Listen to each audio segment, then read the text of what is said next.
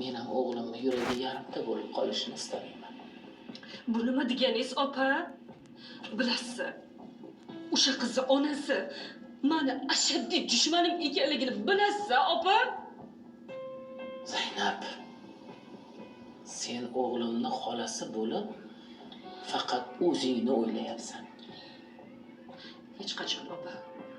Bilasiz, men bolangizni bolalikdan yaxshi ko'raman, o'z o'g'limdan yaxshi ko'raman.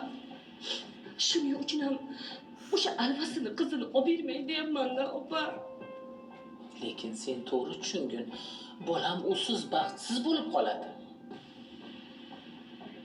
Uni qanchalik yaxshi ko'rishini ko'rib turibman-ku. Menga qara. Agar o'zingni bolangdek bolamni yaxshi ko'rsang, unda nimaga qarshilik qilyapsan? Bo'ldi. Gapirmang. Men hammasini tushundim. Demak, siz o'g'lingizni gapira gap deb singlingizni birdinga olmaydigan opa ekansizlar. Yoshligimdan o'zi shunaqa edingiz. Singlim? Menga qarang.